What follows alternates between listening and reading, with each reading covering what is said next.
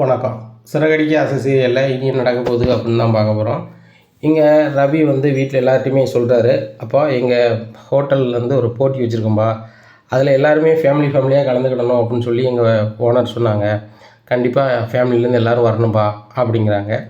உடனே சுருதி சொல்கிறாங்க, டேய் உங்கள் ஓனர் சொன்னால் நாங்கள் எதுக்குடா வரணும், நானும் வர முடியாது, எனக்கு நிறைய வேலை இருக்குது அப்படிங்கிறாங்க. உடனே ரவிட்ட மீனா சொல்கிறாங்க, ரவி தப்பாக நினச்சிக்காதீங்க, எனக்கும் இந்த நேரத்தில் பூ வியாபாரம் நல்லா ஆகுது, இப்போ பொங்கல் காலகட்டம் பார்த்திங்கன்னா நல்ல வியாபாரமாக இருக்குது, அதனால நான் வரலை அப்படிங்கிறாங்க. உடனே முத்து சொல்கிறாரு, ஆமாடா பொங்கல் கூடி அங்கேன்னு கூப்பிட்றாங்க, நிறைய கோயிலுக்கு போகணும், அங்கே போகணுன்னு சொல்லிட்டு, இப்போ வந்து நல்லா இருக்காடா நீ போயிட்டு வாடா அப்படி அப்படின்ட்டு இருக்காங்க. டேய் சொன்னால் புரிஞ்சுக்கடா, நான் எல்லாரையும் கூப்பிட்டு போனேன்னா கண்டிப்பாக அந்த மீத்து ஃபீல் பண்ணுவாங்க அப்படிங்கிறாங்க. ஓ மீத்து ஃபீல் பண்ணுவான்னு சொல்லி தான் நீ வந்து இங்கே பேசிக்கிட்டு இருக்கியோ, அப்போ யாரும் போக தேவையில்ல அப்படின்ட்டு இருக்கும்போது அண்ணாமலை கேட்குறாங்க, மீத்துனா யாருடா அப்படிங்கிறாங்க. எங்கள் ரெஸ்டாரண்ட் ஓனரோட பொண்ணுப்பா, அவங்க தான் இப்போ எங்கள் ரெஸ்டாரண்ட்டை பார்த்துக்குறாங்கப்பா அப்படிங்கிறாங்க. ஆமாம் அங்கிள், அவங்க பேச கேட்டுட்டு நான் ஃபோன் பண்ணால் கூட எடுக்க மாட்டேறான் அப்படிங்கிறாங்க. இதை கேட்டால் அண்ணாமலை, ஏன்டா ஸ்ருதி ஃபோனை ஏன் எடுக்க மாட்டேறேன் அப்படிங்கிறாங்க. இல்லைப்பா நான் மீட்டிங்கில் இருந்தேன், ஸ்ருதி அந்த நேரத்தில் ஃபோன் எடுக்கலன்னு சொல்லிட்டு சொல்கிறப்பா அப்படிங்க. ஏங்க அவன் மீட்டிங்கில் இருக்கும்போது எப்படிங்க ஃபோன் எடுக்க முடியும் அப்படிங்கிறாங்க. ஆண்டி 10 ஃபோன் பண்ணும்போதுமா வந்து உங்கள் பையன் எடுக்க மாட்டார், அது போக ஒரு ஃபோனை எடுத்து ஹலோ நான் வேலையாக இருக்கேன் கொஞ்சம் கழித்து பேசுகிறேன்னு சொன்னால் என்ன கெட்டு போச்சு அப்படிங்கிறாங்க. உடனே ஸ்ருதியை பார்த்து முறைக்கிறாங்க விஜயா. ஸ்ருதி வந்து விஜயா முறைக்கிறது கண்டுக்கிடவே இல்லை. இப்படியா இருக்குது. இப்படி இருக்கும்போதே எங்கள் மீத்து வந்துடுறாங்க, இல்லை உள்ளே வரலாமா அப்படிங்கிறாங்க. வாங்க மேடம் வாங்க அப்படிங்கிறாங்க. இப்போ இதுக்கு காலையில் வந்து நிற்கா அப்படின்னு சொல்லி ஸ்ருதி முழிக்கிறாங்க. எல்லாருக்கும் வணக்கம், ஆன்ட்டி அங்கிள் நல்லா இருக்கீங்களா அப்படிங்கிறாங்க. இந்த கிஃப்ட்டை வச்சுக்கோங்க அப்படின்னு சொல்லி கொடுக்குறாங்க. இதில் என்னமா இருக்குது அப்படிங்கிறாங்க. இல்லை இதில் அழைப்புதல் இருக்குது, அது போக இதில் ஸ்வீட் இருக்குது, நீங்கள் எல்லாருமே எங்கள் ஹோட்டலில் நடக்கக்கூடிய ஃபங்க்ஷனுக்கு வரணும், எங்கள் ரெஸ்டாரண்ட்டுக்கு. எங்கள் ரெஸ்டாரண்ட் முன்னாடி பெரிய இடமா ஏற்பாடு பண்ணியிருக்கோம், நிறைய பேர் ஜோடி ஜோடியாக வர சொல்லியிருக்கோம், நீங்கள் கண்டிப்பாக உங்கள் வீட்டிலேருந்து எல்லோரும் வரணும். ரவி வந்து எங்கள் ஹோட்டலில் முக்கியமான ஆள் எங்கள் ரெஸ்டாரண்ட்டை பொறுத்த மட்டும், அதனால தான் அவங்க ஃபேமிலி வந்து நான் மெனக்கெட்டு நேரில் வந்து நான் வந்து இன்வைட் பண்ணுறேன், நீங்கள் கண்டிப்பாக வரணும் அப்படிங்கிறாங்க. உடனே ஸ்ருதி சொல்கிறாங்க, அதுக்கு வாய்ப்பு இல்லை, எல்லாருக்கும் வேலை இருக்குது அப்படிங்கிறாங்க. ஸ்ருதி ஒரு நாள் தானே எங்களுக்காக வாங்க அப்படிங்கிறாங்க. உடனே நீங்கள் இவ்வளோ கூப்பிட்றீங்க, கண்டிப்பாக வரேன் அப்படிங்கிறாங்க. உடனே எல்லாருமே கூப்பிட்றாங்க. உடனே மீனா முழிக்கிறாங்க. உடனே ஸ்ருதி சொல்கிறாங்க, மீனா ஒரு நாள் எவரும் தானே பார்த்துக்கலாம் அப்படிங்கிறாங்க. சரி ஸ்ருதி அப்படின்ட்டு பேசுகிறாங்க. அப்போ விஜயாவுக்கு சரியான கடுப்பாகுது. இந்த மீனா முதல்ல வரலன்னா ஸ்ருதி சொன்னோன்னா சரிங்கிறா. ஸ்ருதிக்கும் மீனாவுக்கும் அப்படி ஒரு இணைப்பு போயிட்டுருக்கு, சரி வராது, இந்த போட்டி மட்டும் முடியட்டும், அதோட இவங்க 2 பேரையும் நான் கட் பண்ணி விட்டுறேன் அப்படின்னு நினைக்கிறாங்க இந்த விஜயா. இப்படி இருக்கும்போது 2-3 பேர் வந்து நிற்கிறாங்க. அதோடனே உள்ளே வரலாமா அப்படின்னு கேட்குறாங்க. அம்மா நீங்கள் யார் அப்படிங்கிறாங்க. அம்மா நாங்கள் வந்து நாடக கம்பெனிலேருந்து வரோம், நான் இருக்காங்களா ஸ்ருதி, அவங்க தான் வந்து ஒரு வேலை கொடுத்தாங்க, அது சம்மந்தமாக தான் வந்திருக்கோம் அப்படிங்கிறாங்க. ஏன் ஸ்ருதி இங்கே தானே இருக்கா, அவன் என்ன வேலை கொடுத்துருக்கா அப்படிங்கிறாங்க. இல்லை எங்கள் வீட்டில் ஒரு அக்கா இருக்கிறாங்க, அவங்க வந்து நாடகத்துக்கு நீங்கள் வந்து ஷூட்டிங் எடுக்கும்போது பின்னாடி டெக்கரேஷன் பண்ணுவாங்க, அதுபோக பூ அலங்காரமாக நல்லா பண்ணுவாங்க அப்படின்னு சொன்னாங்க, அது சம்மந்தமாக அவங்ககிட்ட பேசணும் அப்படிங்கிறாங்க. இதை கேட்ட விஜயா சொல்கிறாங்க, ஸ்ருதி இந்த மீனாவுக்கு என்னது தெரியும்னு சொல்லி நீ ஓவர் ஆல்ட்டியாக சொல்லிக்கிட்டு இருக்க அப்படிங்கிறாங்க. ஏன் ஆண்டி மீனாவுக்கு எதுவுமே தெரியாதா, மீனாவுக்கு எல்லாமே தெரியும், டெக்கரேஷன் எல்லாம் அவ்வளோ சூப்பராக பண்ணுறாங்க, ஏன் அவங்க பண்ணிட்டு போகிறாங்க உங்களுக்கு என்ன அப்படிங்கிறாங்க. உடனே முத்து சொல்கிறார், பழக்குறல் மீனா பண்ணுறது பிரச்சனை இல்லை, நீ மீனாவுக்கு எந்த உதவியும் பண்ணுறது எங்கள் அம்மாவுக்கு பிடிக்காது, அவ்வளோதான், வேறு ஒன்றும் இல்லை அப்படிங்கிறாங்க. ஆண்டி மீனாவுக்கு திறமை இருக்குது, அவங்க கண்டிப்பாக எழுந்து வருவாங்க அப்படிங்கிறாங்க. உடனே சொல்லுங்கள் நான் தான் அப்படிங்கிறாங்க. ஏம்மா எங்களுக்கு ஒரு 20 நாள் ஷூட்டிங் இருக்குது, நாடகம் எடுக்க வேண்டியிருக்கு, உங்கள் ஏரியா பக்கத்தில் தான் எடுக்க போகிறோம் ஒரு வீட்டில், நீங்கள் அதுக்கு வந்து வித்தியாசமாக பண்ணி தரணும் அப்படிங்கிறாங்க. எப்படி சொல்கிறீங்க சார், அந்த மாதிரி பண்ணிக்கலாம் அப்படின்னு சொல்லி டைனிங் டேபிளில் உட்காந்து பேசுகிறாங்க. அப்போ அக்ரிமெண்ட் போட்டுக்கலாமா அப்படிங்கிறாங்க. சரிங்க அப்படிங்கிறாங்க. ஒரு சீன் சொல்கிறாங்க, இதுக்கு எவ்வளோ வரும்னு கேட்கும்போது ஒவ்வொரு அமௌண்ட் சொல்கிறாங்க.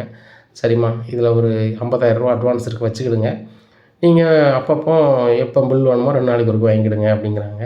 உடனே சரிங்க அப்படின்னு சொல்லிட்டு போகிறாங்க. இதை பார்த்த விஜயாவுக்கு சரியான கடுப்பாக இருக்குது. 50,000 ரூபா அட்வான்ஸ் கொடுக்குறாங்க, ஷூட்டிங்க்கெலாம் இவன் வந்து டெக்கரேஷன் வேலை பண்ண ஆரம்பிச்சிட்டான்னா இவன் நம்மளை மதிக்கவே மாட்டாளே அப்படின்னு சொல்லிட்டு, ஏங்க அப்படிங்கிறாங்க அண்ணாமலை. என்ன அப்படிங்கிறாங்க.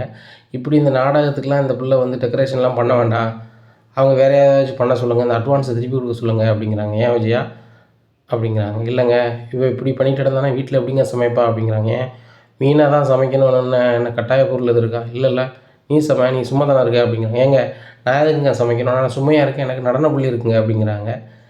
பாரு விஜயா, ஒரு நாளைக்கு 3 வேளை சாப்பிடுதோம் அப்படின்னா 3 டீமாக சமைக்கலாம், மீனா ஒரு நேரம் சமைக்கட்டும், நீங்கள் ஒரு நேரம் சமைங்க,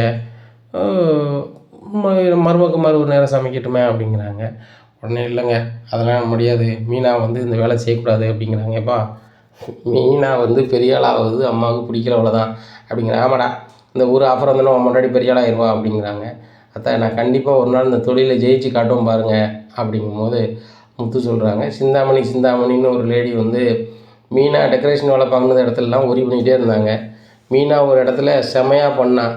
அதை பார்த்துட்டு நம்ம இன்னும் மீனாக்கிட்ட போட்டி கொடுக்க முடியாது, மீனாக்கிட்ட நம்ம மல்லுக்கு நிற்க வேண்டாம் அப்படின்னு சொல்லி இன்னும் பக்கத்துலேயே தலை வச்சு படுக்க மாட்டேன்னு சொல்லி கிளம்பிட்டாங்க. அதே மாதிரி இந்த தொழிலில் மீனா கொடிகட்டி பரப்பான எனக்கு நம்பிக்கை இருக்குது அப்படிங்கிறாங்க. கண்டிப்பாக உங்கள் சப்போர்ட் இருக்கும்போது நான் பெரிய ஆளாக வருவாங்க அப்படிங்கிறாங்க. உடனே விஜயா சிரிக்கிறாங்க. ஆமாம் பெரிய ஆளாக வருவீங்க, இந்த 50,000 அட்வான்ஸ் வாங்கிட்டாலும் எல்லாம் முடிஞ்சு போச்சு போலக்கு. அந்த நாடகத்துக்கு டெக்கரேஷன் போடலாம் சாதாரண விஷயம் கிடையாது, அவங்க பேக்ரவுண்டில் வேறு மாதிரி எதிர்பார்ப்பாங்க அப்படிங்கிறாங்க. உடனே ஸ்ருதி சொல்கிறாங்க, மீனா நீங்கள் எல்லாமே பண்ணிடுவீங்க, இந்த ஆன்ட்டி வந்து எதோ உங்களால் முடியாதுன்னு சொன்னால் கண்டிப்பாக நீங்கள் செய்வீங்க எனக்கு தெரியும். மீனா அவங்களுக்கு தெரியுமில்ல ஆன்ட்டியை பற்றி, ஆன்ட்டி உங்களை பற்றி பேசலைன்னா அவங்களுக்கு தூக்கம் வராது, நம்ம வேலைக்கு கிளம்பலாம் அப்படின்னு சொல்லி கிளம்பி போகிறாங்க. இங்கே விஜயாவுக்கு சரியான காண்டாகுது. இப்போ பார்வதிக்கு ஃபோன் அடிக்கிறாங்க. பார்வதி நாளைக்கு வந்து ரவி வேலை பார்க்கக்கூடிய அந்த ரெஸ்டாரண்ட்டுக்கு போகணும், நீனும் வந்துடு அப்படிங்கிறாங்க. நான்லாம் வரலை அப்படிங்கிறாங்க. ஏன் வரலை அப்படிங்கிறாங்க. நீ தானே சொன்ன ஜோடி ஜோடியாக போகிறோம் அப்படிங்கிற, நான் ஜோடியாவாக இருக்கேன் அப்படிங்கிறாங்க. நீ என் கம்பெனிக்கு வா அப்படிங்கிறாங்க. நான் வரலம்மா அப்படிங்கிறாங்க. நான் இப்போ வீட்டு தான் வரேன் அப்படின்னு சொல்லிட்டு நேராக நடன பள்ளிக்கு போகிறாங்க. அங்கே ஸ்டூடெண்ட்டுக்கு இப்படி இப்படி செய்யுங்கன்னு சொல்லிகிட்டு இருக்கும்போது விஜயா கூப்பிட்டா வர மாட்டேன் பார்வதி அப்படிங்கிறாங்க. சரி வந்துடுதேன் அப்படிங்கிறாங்க. மறுநாள் காலையிலே விடியுது, எல்லாருமே அந்த ஃபங்க்ஷனுக்கு போகிறாங்க. அங்கே மீத்தி எல்லாத்தையுமே பயங்கரமாக வரவேற்காங்க. போனவுடனே எல்லாருக்குமே உணவு கொடுக்காங்க. கொடுத்துட்டு போட்டி ஆரம்பிக்கும் போது முதல்ல வந்து 100 மீட்டர் ஓட்டப்பந்தயம் வைக்காங்க. இதில் வந்து பெண்களுக்கு தனியாக வைக்காங்க, ஆண்களுக்கு தனியாக வைக்காங்க. இந்த 100 மீட்டர் ஓட்டப்பந்தயத்தில் முத்து முதன்மையாக வராரு, பெண்கள் இதில் மீனா முதன்மையாக வராங்க. இப்படி இருக்குது. அதுக்கப்புறம் வந்து உரி எறிதல் வைக்காங்க. உரி எறிதல்லையும் முத்து மீனாவும் கலந்துக்கிறாங்க. அதுக்கப்புறம் கடைசியாக உரி எறிதல் வந்து கடைசியாக வைக்கணும், இந்த போட்டியெல்லாம் முடிஞ்சு நிறைவா அப்படின்னு சொல்லி சொல்கிறாங்க. சரி அது கடைசியாக நடக்கட்டும் அப்படின்னு சொல்லி கமிட்டியெல்லாம் இது பண்ணியிருக்காங்க. அப்போ மதியம் சாப்பாடு இது பண்ணுறாங்க. அப்புறம் பாரம்பரிய உணவுகள் போட்டி நடக்குது. அந்த போட்டிலையும் மீனாவும் முத்தும் ஜோடி ஜெயிக்குது. இப்படி அதிக பரிசை வந்து முத்து மீனாவே வாங்குறாங்க. இது ரொம்பவே கடுப்பாகுது. இங்கே மனோஜ் வந்து ஒரு போட்டியில் கலந்துக்கிட்டு ஓடையில் கீழே விழுந்து மூக்கு உடைஞ்சிருது. மூக்கு உடைஞ்சோடனே ரொம்ப ஃபீல் பண்ணிகிட்ருக்காரு. என்ன மனோஜ் வலிக்குதா அப்படின்னு கேட்கல, எல்லாம் உன்னால தான் ரோகிணி, நம்ம கொஞ்சம் முயற்சி பண்ணால் பண்ணியிருக்கலாம், இந்த முத்து மீனாவும் ஒட்டுமொத்த பரிசை வாங்குற மாதிரி நீனும் சேர்ந்து தான் பண்ணிட்டேன் அப்படிங்கிறாங்க. என்ன மனோஜ் பண்ணேன் அப்படிங்கிறாங்க. ரோகிணி உன் மேலே நான் கடுப்பாக இருக்கேன் அப்படிங்கிறாங்க. மனோஜ் எதையுமே முடியாட்டினாலும் என் மேலே கடுப்பில் இருக்கும், உன் மேலே கடுப்பில் இருக்குன்னு சொல்லிட்டு இருக்காதிங்க அப்படின்ட்டு இருக்காங்க. இங்கே மனோஜ் வந்து சரியான கடுப்பாக இருக்குது. இந்த ரோகிணி ஏதோ ஒன்று பண்ணுறா நம்மளுக்கு தெரியாமல், பெருங்குளத்தூருக்கு நம்ம அன்றைக்கி போனால் அப்படி ஆயிடுச்சு, ஆனால் இன்னொரு வாட்டி கரெக்டாக பிளான் பண்ணி போகணும், ரோகிணி யார் அப்படிங்கிற முகத்திரையே நம்ம கிளிக்கணும் அப்படின்னு நினச்சிட்டு இருக்காங்க. இங்கே முத்து மீனாவுக்கும் அங்கே தான் கிறிஷ் பாட்டியும் இருக்காங்க, நம்மகிட்ட எதுக்கு பேச மாட்றாங்கன்னு சொல்லி அவங்களுக்கு புரியலை. ஆனால் பெருங்குளத்தூரில் தான் வந்து கிறிஷ் பாட்டி இருக்காங்கன்னு முத்து மீனாவுக்கு நல்லாவே தெரிஞ்சிருது. இப்படியா இருக்குது. அப்போ இந்த போட்டிலாம் முடிஞ்சோன்னா வந்தவங்களுக்கெல்லாம் நன்றி சொல்கிறாங்க.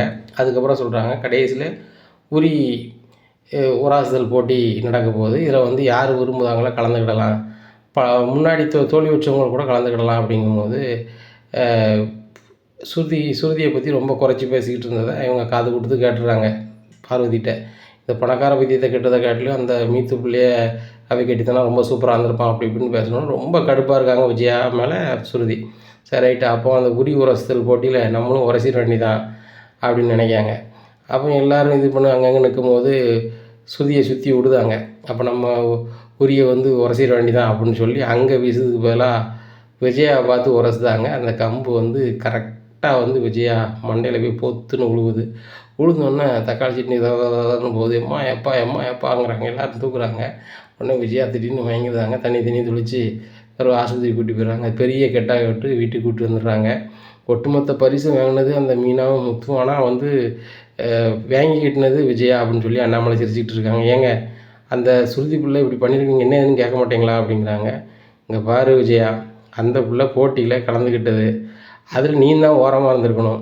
யார் உரிய உரசலன்னு உனக்கு தேவையில்லை, நீ ஓரமாக இருக்கலாம். எனக்கு வயசாக போயிடுச்சு, நான் ஓரமாக இருக்கோம்ல, அகம் பண்ணிட்டு வழியில் நின்றேன் பாரு இப்படி ஆகிப்போச்சு அப்படிங்கிறாங்க.